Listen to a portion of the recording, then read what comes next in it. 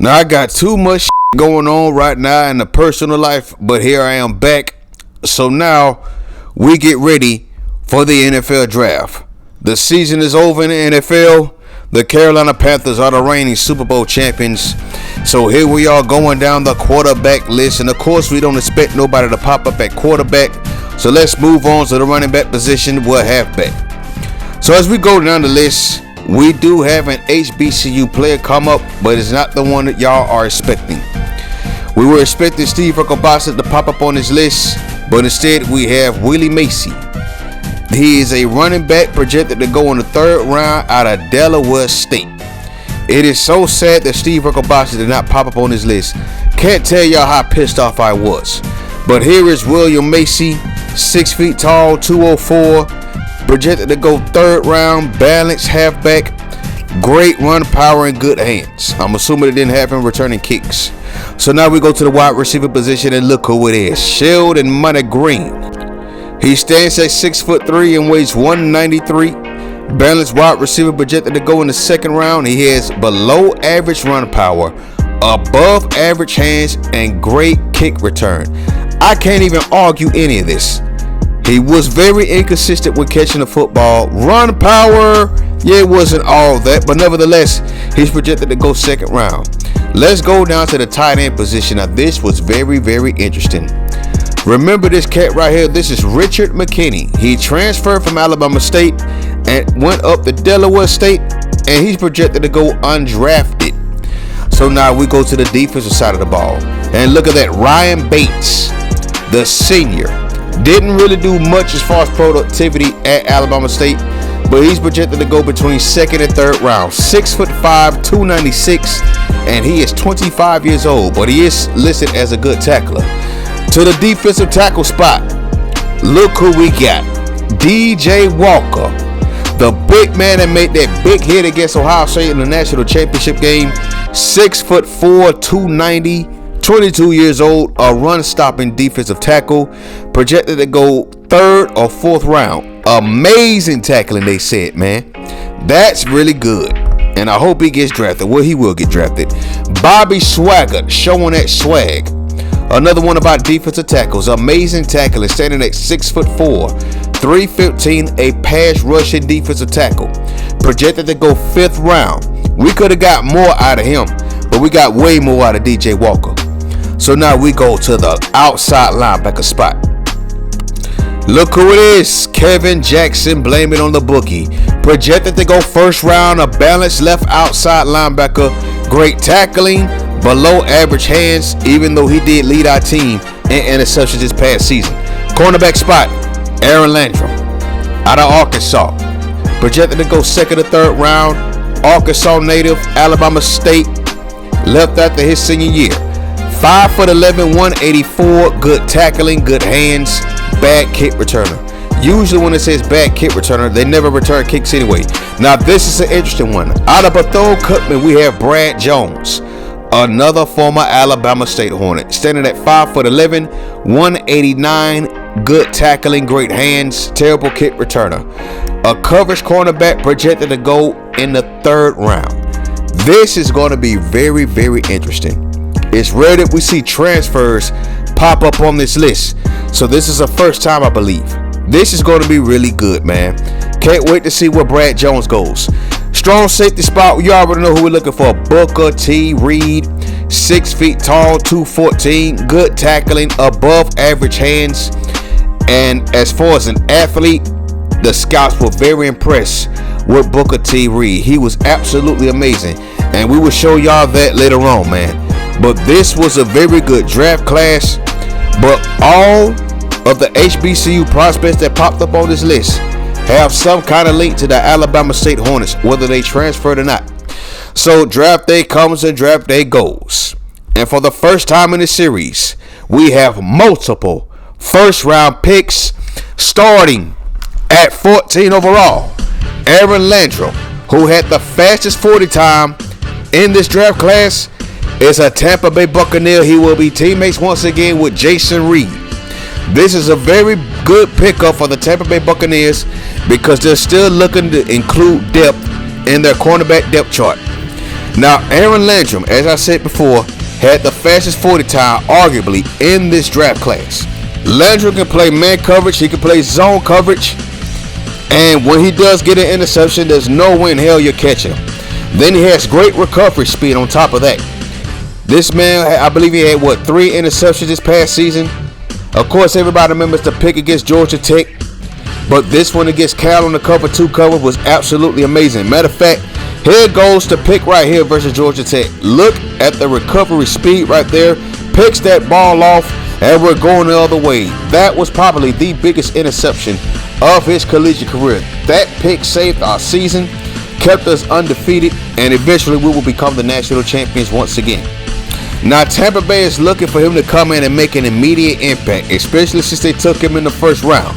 But here's another great example of his recovery speed against Bethune-Cookman. Staying in front of the wide receiver, picking up the ball. The speed is world class, man. He could stop playing football right now and run track if he wanted to. So let's look at the numbers for Aaron Landry. 4.2840, 16 reps on the bench press, a 39-inch vertical. The dudes are all around athlete, as you can see. Says strikes and wraps the ball carrier securely. He is a good tackler too. And on top of that, blessed with exceptional speed. As I said before, this is probably the fastest player in this draft class. Has explosive leaping ability to deflect the pass at a high point.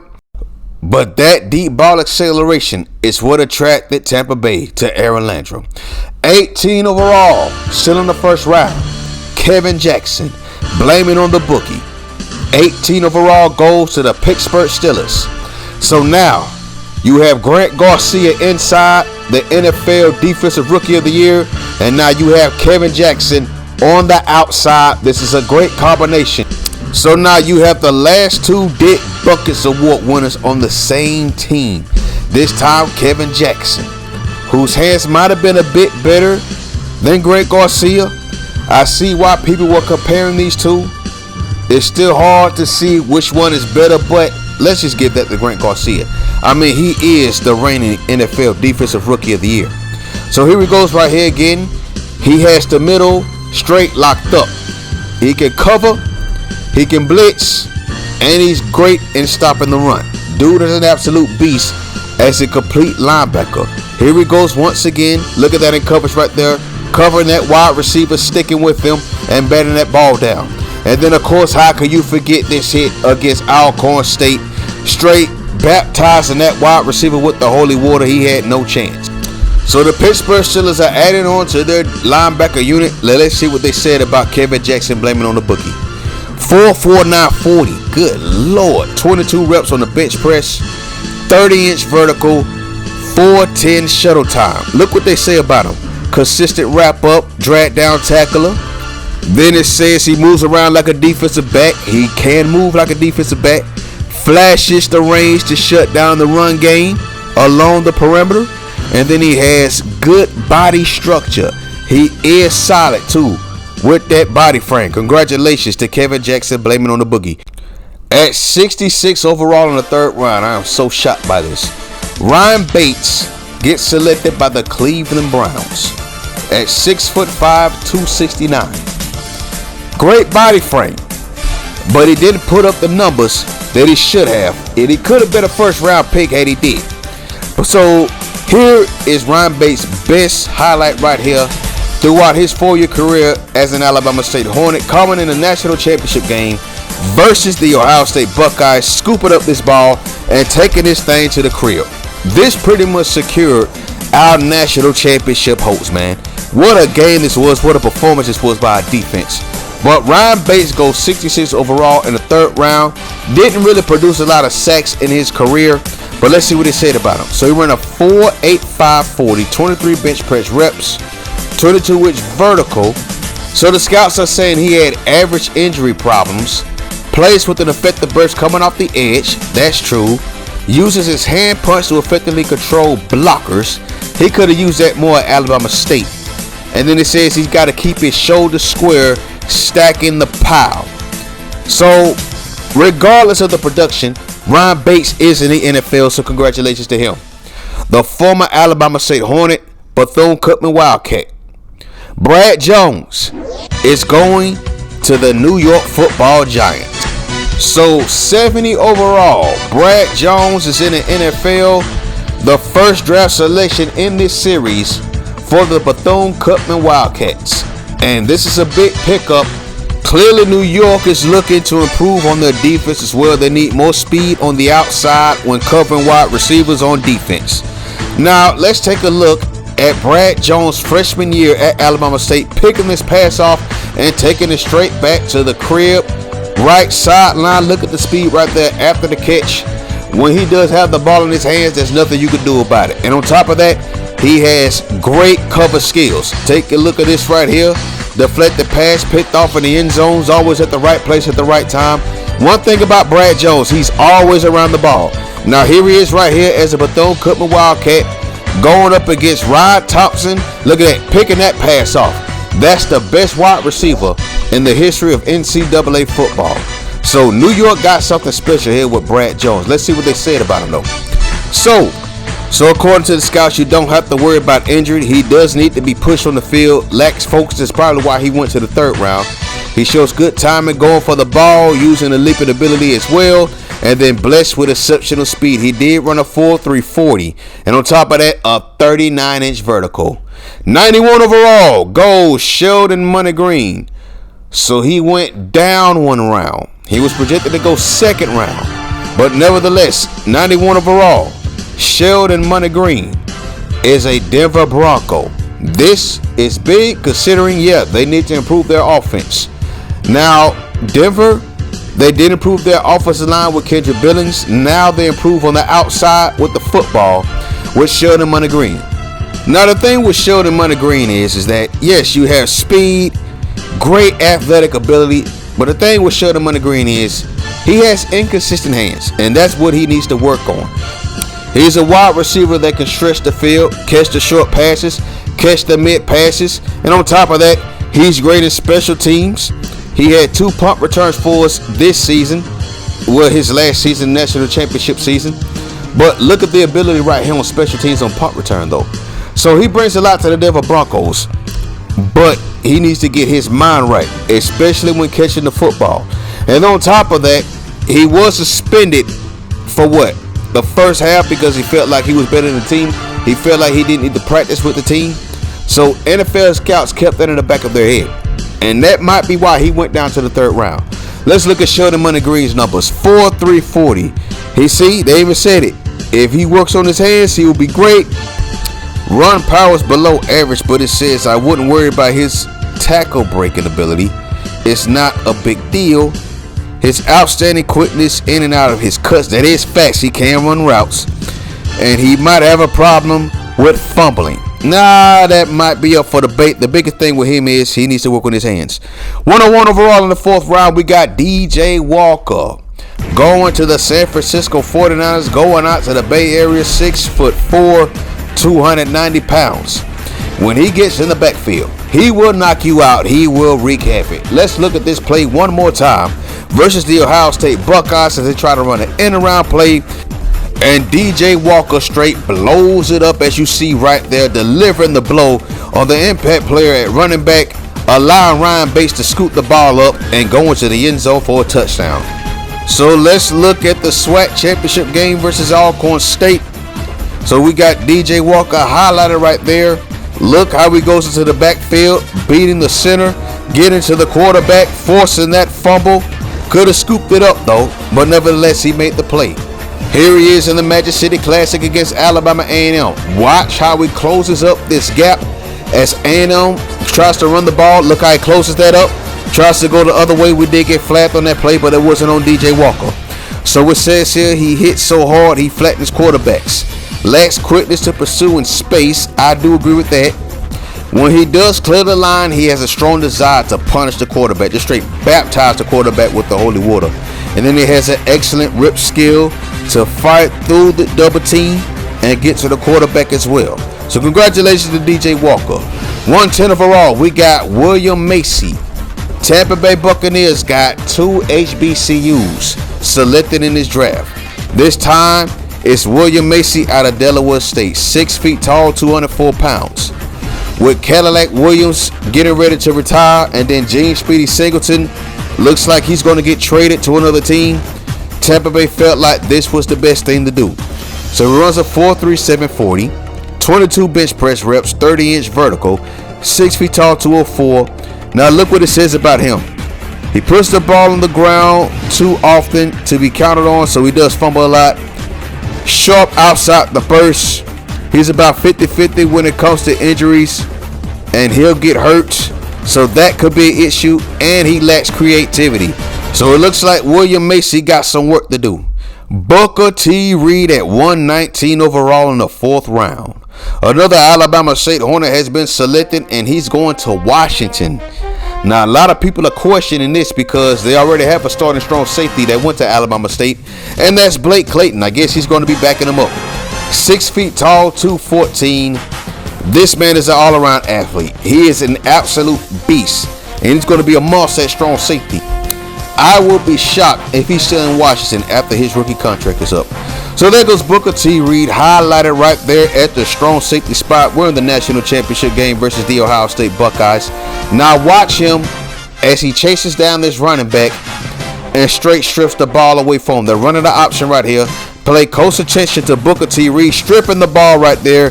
DJ Walker recovers it. Booker T. Reed is a ball hawk. He can tackle, but he's all over the football, and he will hunt it down, as he did right here versus Ohio State. Here he is right here in the SWAC championship game versus Alcorn State.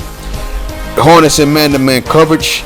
He's going to play the running back right here, and he's going to pick that pass off. Look at the quickness, look at the jump, the alertness, the awareness of Booker T. Reed as he picks that pass off. He has some great highlights for us this season.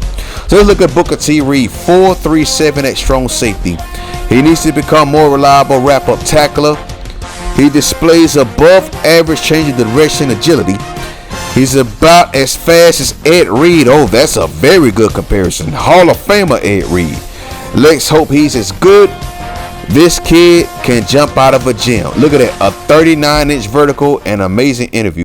Bobby Swagger showing that swag, 5th round, 132 overall. He is a Tennessee Titan. He will be teammates once again with Ryan Thompson. So this is what he does right here. Goes up this gap right here, interrupts the offensive line, straight wreaks havoc, gets to the quarterback. Now he's a great run stopper, but I want to show y'all what he can do in pass rush. So he's going to Tennessee. This is what he brings to the table. 4.77 40, 24 bench press reps. Great interview. It says he shows a nasty nature to punish quarterbacks. Not very effective making plays behind the line due to an average burst. Now I can agree with that. He could be better as far as bursting off the snap. Reads blocking schemes with good awareness and has average health concerns. We never really got injured. 159 overall, Richard McKenna out of Delaware State, former Alabama State Hornet, goes to the San Diego Chargers. This is a good pickup, and I hate the fact that he transferred from Alabama State because I had some big plans for him, but he didn't want to wait around for Henry Ortiz. Plus, he felt like he needed some more action. So here he is right here. I believe this is what, season 7. Season 7 SWAC championship game versus Texas Southern. Trey Tyler pops that thing. Look at that catch right there by Richard McKenna. Look at the athletic ability. Look at the hand-eye coordination. Look at the focus of Richard McKenna. I really hate that he transferred from us. The San Diego Chargers got a gym, man. The San Diego Chargers may have a gym. This is a very good pickup for the Chargers. They're going to enjoy this cat right here. 5th round, he was projected to go undrafted, but I'm glad that the Chargers picked him up in the 5th round. Let's look what they said about him. 4.68 40, projected to be undrafted. Run power is good. Run blocking is average. Hands is good. And then pass blocking is average. Now they're saying he's as good as Jeremy Shockey and Tony Gonzalez. Those are two good comparisons. Gets off the line with the quickness. Shows the ability to reach and shield opponents downfield, and is a finesse player more than a power blocker. So that concludes the NFL draft for season 10. Join us next time. We get ready for season 11. The Alabama State Hornets are back and looking to three-peat. Thank you for watching. Peace.